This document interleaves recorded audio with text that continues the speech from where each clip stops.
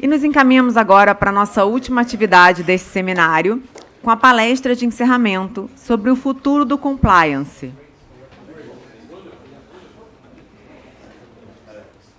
E eu gostaria de convidar o diretor global de compliance do grupo JF, Dr. Lúcio Martins. Com 20 anos de carreira no departamento jurídico de multinacionais, Lúcio Martins tem sólida experiência nas áreas de compliance, contencioso, contratos e societário. Atuou por 9 anos na Kraft Foods e, antes de estar na JF, integrou o departamento jurídico da JBS, onde ocupava o cargo de executivo jurídico. Convido o Dr. Lúcio Martins ao palco para sua palestra e peço os aplausos dos presentes. Boa tarde a todos. Queria agradecer ao IRI e ao Dr. Valdir, Dr. Vardi, pelo convite e pelo prazer de estar aqui. É uma honra encerrar um dia tão rico quanto o dia de hoje, principalmente um dia que nós tivemos a abertura do ministro André Mendonça. E é um desafio a gente falar um pouquinho sobre o futuro do compliance. Para falarmos do futuro do compliance, a gente tem que reconhecer primeiramente que a gente está no passado do compliance. Eu falo isso com propriedade, como testemunha. Nós estamos aqui celebrando o momento que nós fizemos 10 anos em que chegou o tema integridade e compliance no Brasil, junto com a lei anticorrupção. Mas o tema compliance ele está no Brasil pelo menos uns 22 anos atrasados. E eu falo isso que em 2004, eu saí de um escritório de advocacia, ingressei na carreira corporativa e ingressei no departamento de compliance numa das maiores empresas de alimentos do mundo, uma empresa multinacional americana. E em 2004, estou falando 10 anos antes da lei anticorrupção no Brasil, naquela empresa nós tínhamos um código de conduta, nós tínhamos mapeamento de risco, nós tínhamos uma área de controladoria, uma área de controles internos, nós tínhamos todos os treinamentos que hoje a gente vê como os pré-requisitos básicos de um programa de compliance. E ainda em 2004, o tema compliance não era uma preocupação para a empresa. E por que não era uma preocupação para uma empresa multinacional, uma das maiores empresas de alimentos do mundo, com base no Brasil, o Brasil ainda sem um instituto, sequer falamos de combate à corrupção no Brasil de uma forma estruturada, porque os Estados Unidos passou por um evento em 2000, que é o caso da Enron, onde, diante de um evento tão chocante, nasceu vamos chamar a Lei Sarbanes-Oxley, então, SOX. Então, os Estados Unidos, eles, diante de um evento tão abrupto, que trouxe um escândalo e um prejuízo enorme para muita gente, eles reagiram com uma norma que focou muito mais em controles internos, em auditoria, na forma como você divulga seus resultados financeiros do que efetivamente no programa de compliance. O programa de compliance ele veio a reboque, obviamente, já se falava muito disso nos Estados Unidos desde o FCPA, mas ele veio a reboque, impulsionado pelo evento de 2000. E nesses 10 anos que eu fiquei nessa multinacional americana, de 2004 a 2014, eu vi a área de compliance ela continuar, não teve um crescimento por conta do tema de compliance, ela teve uma manutenção. Por quê? Porque o ambiente em que a gente estava inserido, o ambiente corporativo, o ambiente de negócio, ele já partia da premissa que era um ambiente íntegro. E quando nós chegamos em 2023, 10 anos da lei anticorrupção, 9 anos da regulamentação da lei anticorrupção, a gente ainda discute alguns elementos básicos do compliance. A gente ainda fala com orgulho de algumas empresas que tem um código de conduta, que tem uma lei anticorrupção, que tem um mapeamento de risco, mas se a gente parar para olhar em termos concretos, uma das empresas do grupo, JF, JBS, anunciou recentemente a listagem na Bolsa Americana. E para fazer a listagem na Bolsa Americana, um dos pré-requisitos é você ter adequação à SOX. E quando a gente vem para o Brasil, nós temos no mínimo 6, se não me engano, segmentos de listagem de empresas na Bolsa Brasileira. Desses 6 segmentos, somente um, que é o novo mercado, exige auditoria, controles internos e área de compliance. Das mais de 400 empresas hoje listadas no Brasil, se não me engano, 200 ou 40% das empresas listadas, elas estão no novo mercado. Grandes empresas bancos listados no Brasil, eles estão fora do novo mercado. Então, falar do futuro de compliance, a gente tem que fazer, assim, voltar lá em 2000, entender como, após uma grande crise da Enron, como o Estado americano reagiu, como o programa de compliance entrou no dia a dia das empresas, como o programa de compliance ele fazia parte da cultura das empresas, como em 2004, 2005, 2006, eu participei de discussões sobre assédio moral, assédio sexual, comitê de diversidade, coisa que a gente está falando no Brasil como algo novo, algo inovador, algo disruptivo. E a gente tem que reconhecer que a gente está atrasado nisso. Então, olhar para o compliance hoje como uma ferramenta simples e básica é olhar para o passado. A gente tem que olhar para o compliance para o futuro. A gente tem que olhar para o trabalho da CGU, principalmente, que acho que é o principal ponto de referência para todo mundo, como um trabalho ainda embrionário nos negócios, um trabalho embrionário no Brasil, da gente tentar criar uma cultura de integridade. A CGU, muitas vezes, ela fala sozinha, ela traz manuais, traz iniciativas, mas, em termos absolutos, se a gente excluir as empresas do novo mercado, as multinacionais instaladas no Brasil, pouquíssimas empresas hoje têm um programa de compliance efetivo. E, de novo, fazendo um comparativo com o ambiente americano, né? E a gente ouviu há pouco aqui assim, os escândalos, a corrupção, ela acontece em qualquer lugar do mundo, ela está acontecendo agora e vai continuar acontecendo. E aí a gente olha para os guidelines do DOJ com relação ao programa de compliance. Assim, acho que o principal pilar do DOJ é um programa adequado e efetivo. Então, assim, a mensagem principal, para quem olha o guidelines do DOJ, é um programa adequado e efetivo. Quando a gente vem para o Brasil e a gente ouve em ambientes que não é um ambiente qualificado como o de hoje, mas talvez em algumas palestras, uma expectativa muito mais de burocracia do compliance do que uma efetividade de criar mecanismo de prevenção, detecção e correção da rota. Então, indo para os dias de hoje, nós temos também que fazer agora essa regressão para 2014. Entre 2014 e 2023, ainda há uma dúvida do que é corrupção. Então, como eu vou orientar um executivo? Obviamente, estou fugindo dos casos objetivos que estão na letra da lei, mas nós tivemos vários eventos em que se classificaram ilícitos quando eram lícitos. Nós falamos hoje de um ambiente em que o assédio moral, quando combatido pela empresa, ele é motivo de indenização para o empregado demitido na Justiça do Trabalho, porque foi um ato muito duro da empresa com relação àquele empregado.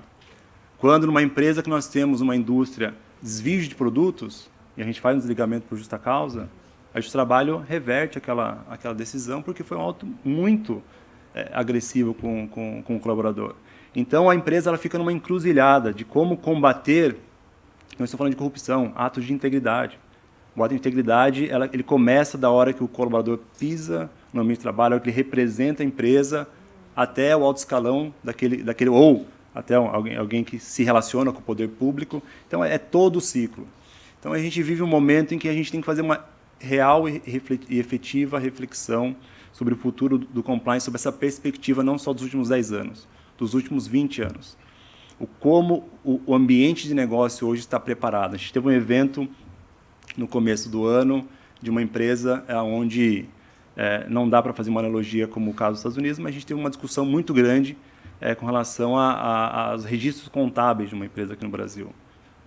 Qual foi a reação do Estado brasileiro, seja ele via CGU, Ministério Público, não vou nem discutir competência CVM, mas qual foi a reação para regulamentar ou regular eventos como esse? A gente vai continuar discutindo e não vai ter, e talvez sobrecarregando o profissional de compliance como se ele fosse salvador da pátria no combate à corrupção, desvios de comportamentos de rota.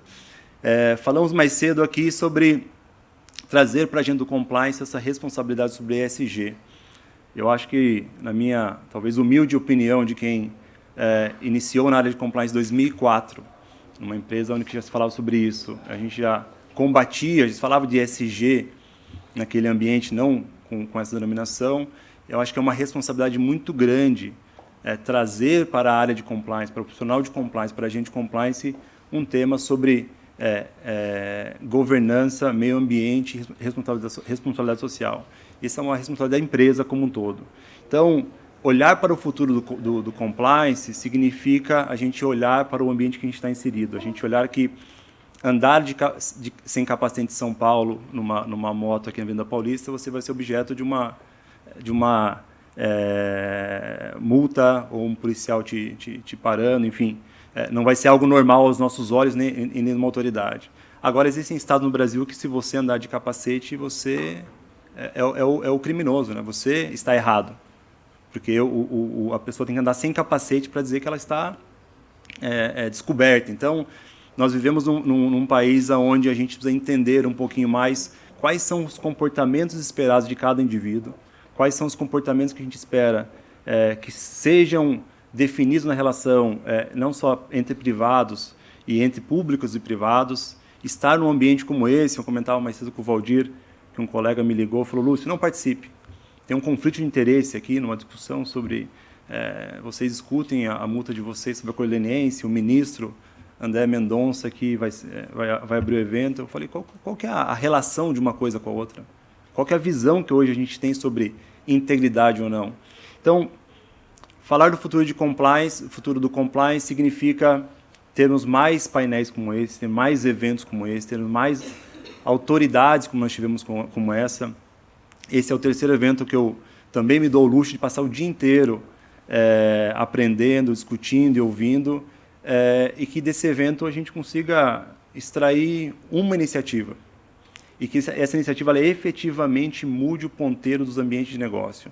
Eu não estou nem um pouco preocupado hoje na organização que eu estou inserido com as conversas que os executivos têm, ou com os entes públicos ou privados, a forma como ela é conduzida. Estou preocupado com os nossos mais de 270 mil empregados no mundo inteiro, a forma como eles se relacionam entre eles, a forma como eles se relacionam com as pessoas públicas no mundo inteiro.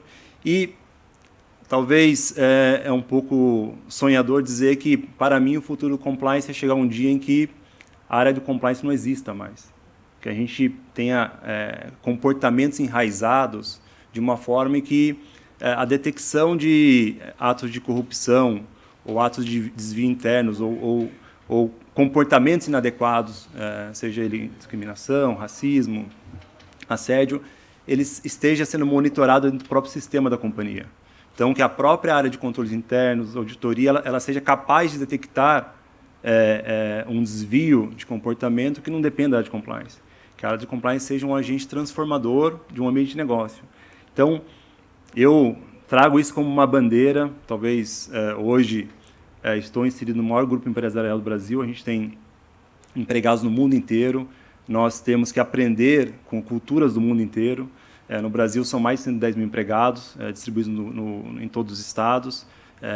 E tem sido um desafio aprender como é o comportamento de cada uma dessas pessoas. Então, essa agenda é uma agenda transformacional, é uma agenda transformacional de sociedade, não é do compliance officer, não é a área de compliance que vai resolver isso. Ela é um agente que trabalha em conjunto com a liderança, que trabalha em conjunto com a sociedade, e é uma agenda que eu, como mero operador da área de compliance, eu desejo que a gente chegue nesse momento em breve. A gente comparar um bairro qualquer de São Paulo, independente da região, com Alphaville, quando as pessoas, num ambiente de 50, 100, 200, 300 casas, caminham tranquilamente com o seu celular na mão, sem portões, enfim, aonde você tem uma segurança em todos os aspectos, aonde você, fora desse ambiente, você não tem a mesma segurança. Trazendo essa analogia para o ambiente de negócios, o ambiente de relação entre público e privado, é a mesma coisa. A gente tem que criar essa segurança, a gente normalizar eventos como esse, normalizar eventuais jantares, almoços e encontros entre públicos e privados, onde não tem nenhuma agenda obscura, não tem nenhuma agenda com benefício próprio ou com benefício para terceiros. Então, eu olho o futuro compliance de uma maneira romantizada, eu levo essa bandeira. Eu agradeço e parabenizo mais uma vez aqui Valfrido e Valdir pela iniciativa, agradeço todo mundo aí para ficar nesse finalzinho. E, por fim, a gente tem que trazer um pouquinho de segurança jurídica para o tema do compliance. Segurança jurídica porque alguns oportunistas também criam essa agenda da responsabilização do compliance officer, né? Então a gente a gente coloca uma carga muito grande no compliance, como se ele fosse o salvador da pátria, como se ele fosse o agente que vai evitar atos de corrupção, e também coloca nele uma responsabilização penal. Então, uma chancela a mais para ele carregar no dia a dia. Quando, na verdade, a gente tem que usar esses operadores do programa do compliance como todo, que o compliance não é um compliance officer somente, ele é um programa com todo, algo muito mais complexo, que seja um facilitador do negócio. Então, a gente tem, Valfrido, Valdir, nós temos um desafio muito grande no compliance.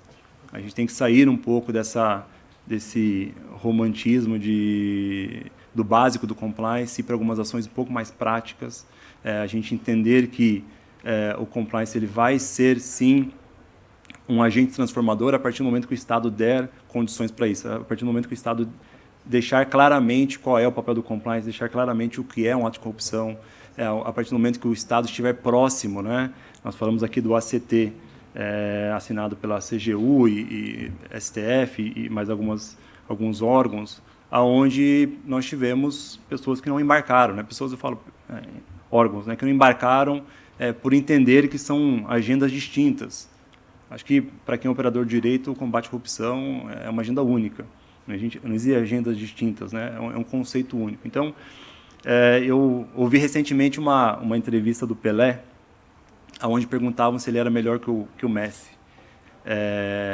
E ele contou que, em determinado momento, perguntaram se ele era melhor que o Di Stéfano, depois melhor que o Maradona, depois melhor que o Messi.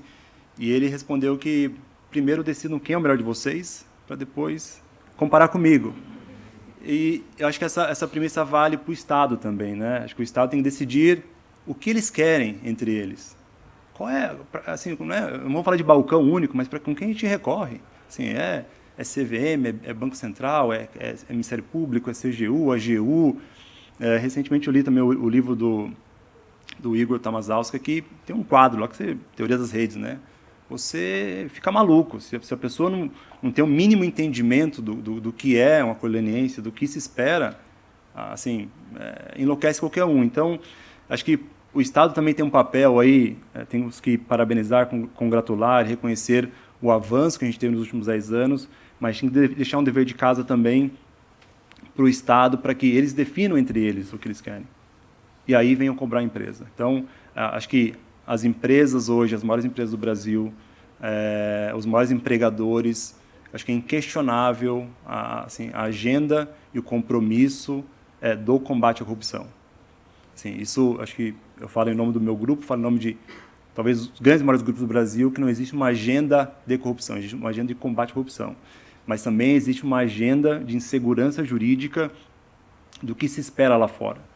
Então, acho que tem um deverzinho de casa aí que a gente precisa dar um passo a mais. Então, sei que o dia foi longo, encurtei aqui o meu encerramento para a gente não prolongar muito e deixo uma provocação para todos aqui, a gente fazer essa reflexão de 2000 para cá, esse caso da Enron, como o Estado americano reagiu com o SOX, o quanto as empresas aderiram a esse modelo de integridade há muito tempo atrás, o quanto a gente está atrasado, não obstante toda a evolução que nós tivemos no Brasil, o quanto a gente tem que incentivar as empresas. Eu, 3 anos atrás, lancei na JF um programa chamado Semente de Compliance, que é um programa único, onde nós damos 70 bolsas de compliance para as pessoas que não têm condições no Brasil inteiro, não têm condições de aprender sobre compliance. Então, assim, é uma iniciativa embrionária, pequena, são 70 bolsas em conjunto com a LEC e com a FGV, e que eu tento, de uma certa forma, transformar pequenos ambientes, mas ainda é muito pouco. Então, a gente tem que reconhecer que tem um avanço, mas a gente nós ainda estamos engatinhando quando o tema é compliance, o futuro de compliance, um futuro de integridade. Acho que a lei ela traz o conceito de integridade, que eu acho muito mais nobre do que compliance, acho que é muito mais brasileiro, acho que traduz muito mais o que se espera, mas nós temos muito a fazer ainda no tema integridade. Então, agradeço aí o tempo de todos, encerro brevemente aqui minha palavra sobre o futuro de compliance e deixo esse dever de casa aqui para todos nós, operadores de direito, jornalistas, pessoal do Estado, representantes do Estado como um todo, para que nós sejamos agentes de mudança num ambiente muito mais íntegro. Muito obrigado.